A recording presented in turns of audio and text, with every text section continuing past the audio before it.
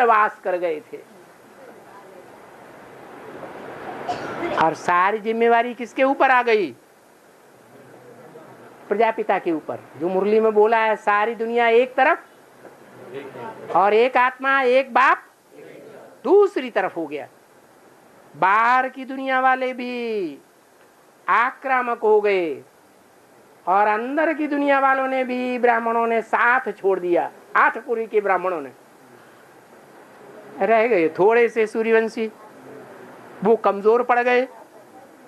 जब कमजोर पड़ गए तो भागेंगे या नहीं भागेंगे? भागने लगे। कौन डटा रहा? अरे युद्ध में कोई डटा रहा या नहीं डटा रहा है? ब्रह्मा बाबा डटा रहा कि भाग गया? ब्रह्मा बाबा भाग गया कराची में या सिंध हैदराबाद में डटा रहा? कराची में भाग गया। वो तो पहले ही भाग गया, चौकड़ी मार गए। अरे शास्त्रों में भी इंद्र देवता को डरपोक दिखाते हैं या निडर दिखाते हैं? वो इंद्र देवता का पार्टधारी कौन है? वो ही तो पार्टधारी है। यज्ञ के आदि में भी भाग खड़ा हुआ था। और पिता और माता, माता अगर पिता का साथ न दे और किनारा कर ले तो पिता की ताकत आधी रह जाएगी या नहीं? आधी रह जाती है। फिर भी प्रजापिता युद्ध में डटा रहा। वो माया का युद्ध था। वो स्थूल धोबी घाट की बात थी क्या है? स्थूल धोबी घाट की बात थी? कौन से घाट की बात थी? माया के युद्ध की बात थी। तो माया के युद्ध में वो डटा रहा और दुनिया वाले इस बात को नहीं समझ सके कि कैसे संग के रंग में आने से दुनिया नीचे गिरती है और कैसे संग के रंग में आने से दुनिया ऊपर उठती है। कैसे उठती है, कैसे गिरती है? मूल कारण क्या है? एक के संग के रंग से दुनिया ऊपर उठती है और वो एक भी ऊंचे ते ऊंचे या XYZ कोई भी ऊंचे ते ऊंचे, वो ऊंचे ते ऊंचे के संग के रंग में आने से दुनिया ऊंची उठ जाती है, ऊंची बन जाती है। नर से नारायण जैसे और नारी से लक्ष्मी जैसे बन जाते हैं। और द्वापर युग से क्या होता है? नीच धर्म पिताएं आते हैं जो आत्मिक स्थिति की बात कोई नहीं पहचान पाते। देह अभिमान के देह अभिमानी सांडे ही बन करके रहते हैं। द्वापर में जो आत्माएं उतरती हैं वो देवताएं बनती हैं, आत्मिक स्थिति वाले देवताएं बनते हैं। आत्मिक स्थिति का सुख भोगते हैं, द्वापर में आते हैं या देह की इंद्रियों का सुख भोगते हैं? देह की इंद्रियों का सुख भोगने वाले हैं। तो वो धर्म पिताएं नीचे गिराने वाले हैं या ऊपर उठाने वाले हैं? खुद भी नीचे गिरते हैं, जिनमें प्रवेश करते हैं उनको भी नीचे गिराते हैं, अपने फॉलोअर्स को भी नीचे गिराते हैं। द्वापर के आदि में फिर भी मनुष्यों में और मनुष्यों की इंद्रियों में ज्यादा शक्ति थी। ज्यादा लंबे टाइम तक इंद्रियों का सुख भोगने वाले थे। फिर उत्तरोत्तर क्या होता जाता है? व्यभिचार बढ़ता है या घटता है? व्यभिचार बढ़ जाने के कारण दुनिया तेजी से नीचे गिरती है। और आज ये हालत है कि सभी मनुष्यों की आंखें अंदर धसी हुई है और जानवरों वो देवताओं की आंखें कैसी दिखाई जाती हैं? एकदम बढ़िया, बड़ी बड़ी आंखें। अरे उस समय की बात छोड़ दो, 2500 साल पहले की। अभी 400-500 साल पहले की बात ले लो। राणा प्रताप की तलवार, जो राणा प्रताप चलाते थे, वो हम लोग उठा भी नहीं सकते हैं। 400-500 साल पहले इतने सशक्त शरीर वाले मनुष्य थे, तो 2500 साल पहले कैसे होंगे? तो शक्ति नीचे क्यों गिरती है? क्योंकि जो ऊपर से आने वाले धर्म पिताएं हैं, वो देवान को ही महत्व देते हैं, आत्माभिमान को महत्व नहीं देते हैं। श्रेष्ठ आत्मा है या श्रेष्ठ देह है? देह तो विनाशी है और आत्मा अविनाशी है। जो आत्मा अविनाशी है, उस अविनाशी आत्मा का बाप शिव बाप सदा स्वस्थिति में रहने वाला है। और वो स्वस्थिति में रहने वाला जिसमें प्रवेश करता है, उसको पहले आप समान बनाता है। चुटकी में आप समान बनाता है या टाइम लगता है? पुरुषार्थ करने में टाइम लगता है, प्रैक्टिस करने में टाइम लगता है, माया का युद्ध सीखने में टाइम लगता है। मायावी युद्ध की बात छोड़ दो, दुनिया में जो पहलवान लोग होते हैं, अखाड़े में लड़ाई लड़ते हैं, उनको भी पहलवान बनने में टाइम लगता है या चुटकी में हो जाता है? उनको भी टाइम लगता है। तो ये बात ऐसे ही है। हाँ, आदि में भी अंत में भी रहती है। हाँ। और सरस्वती बीच में आती है, बीच में चली जाती है। हाँ। तो उन दोनों का नाम एक साथ क्यों मिला है? उन दोनों का नाम एक साथ क्यों? वो टाइटल है जगदम्बा। जैसे ब्रह्मा का टाइटल प्रजापिता, ऐसे ही जगदम्बा का टाइटल ऐड हो गया।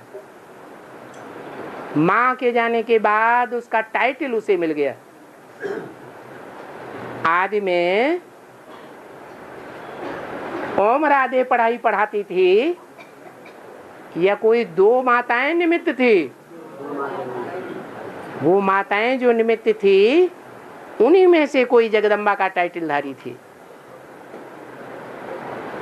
और बाबा राम रावण को मारने तो समुद्र बेटा है, उसमें नर और नील को खेलने से डरने भी लगा। बाबा ये कैसा बताइए। कहते हैं राम ने जब भवसागर पार किया तो पुल बनाया सागर के ऊपर। काहे का पुल बनाया? पत्थरों का पुल बनाया है। पत्थर भारी होता है या हल्का होता है? भारी जो पत्थर होता है वो पानी में डालेंगे तो डूबेगा या तैरेगा? डूबेगा। लेकिन वो पत्थर कैसे हुए हैं? तैरने वाले पत्थर हुए। पहले से ही तैरने वाले थे या बन गए? बन गए।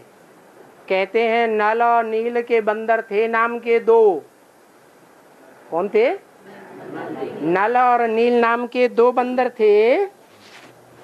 उनके हाथ से टच करने मात्र से ही वो पत्थर इतने हल्के बन गए कि तैरने वाले बन गए। क्या? कौन थे नल और कौन थे नील? राम और कृष्ण। वो भी तो कलयुगी जन्मों में बंदर ही होते हैं या मनुष्य होते हैं? बंदर ही होते हैं। उनके संसर्ग संपर्क में आने से वो पत्थर बुद्धि आत्माएं भी कैसी बन गई? हल्की फुल्की बन गई या भारी दिमाग वाली बन गई? हल्की फुल्की दिमाग वाली बन जाती है। मन बुद्धि सदैव हल्का रहता है। तो ऐसे हल्के फुल्के पत्थर ऐसे तैरने वाले हल्के बन गए कि उनके ऊपर से 4.5 लाख प्रजा बड़े आराम से तैर करके पार चली जाती है और पार आ जाती है। आना जाना जाना आना।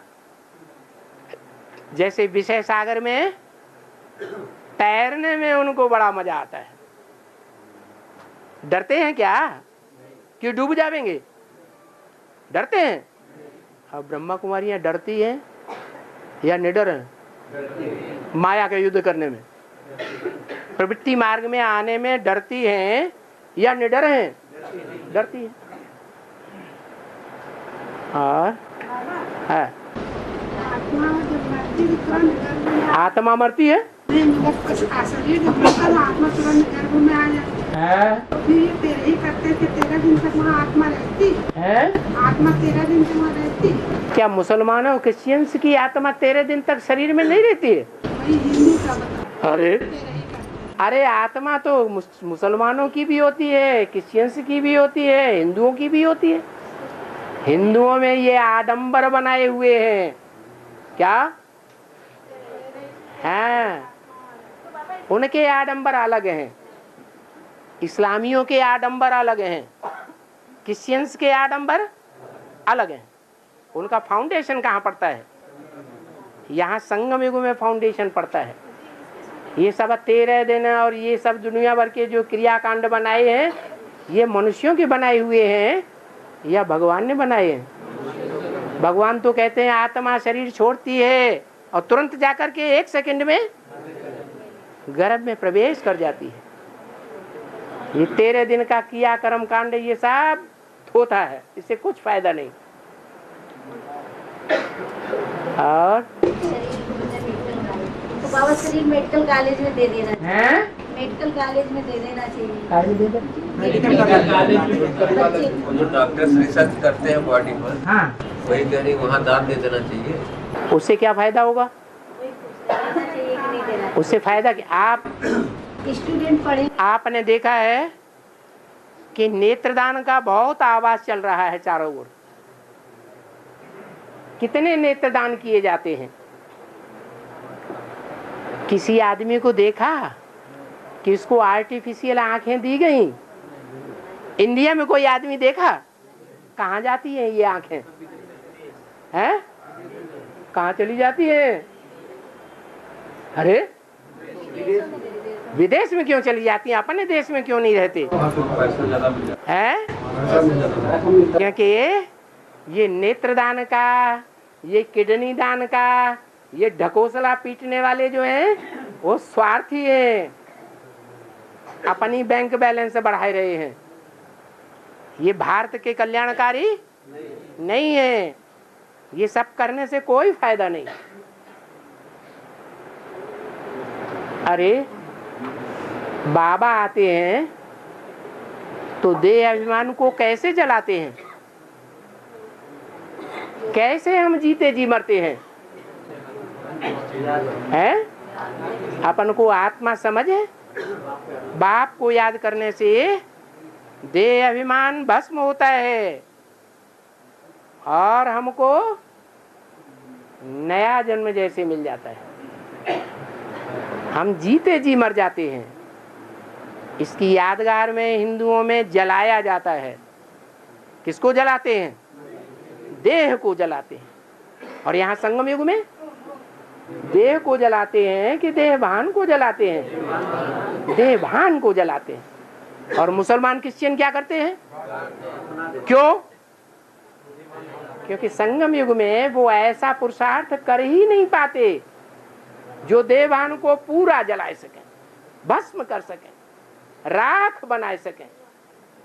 कुछ न कुछ उनका देहभान रह जाता है। आत्मा परिपक्व स्टेज में नहीं पहुंचती, इसलिए उनकी आत्माएं 84 जन्म नहीं लेती है, कम जन्म लेती है, चक्कर पूरा नहीं करते हैं, मनन चिंतन मंथन उनका पूरा नहीं चलता है देह अभिमान के कारण। इसलिए उनके भक्ति मार्ग में देह को मिट्टी में गाड़ देते हैं, देह को जलाते नहीं हैं, भस्म नहीं करते हैं, क्या करते हैं? देह अभिमान की मिट्टी में गाड़ देते हैं। ये सब फाउंडेशन कहाँ पढ़ते हैं? संगम युग में ये फाउंडेशन पढ़ रहे हैं। ओम शांति। बस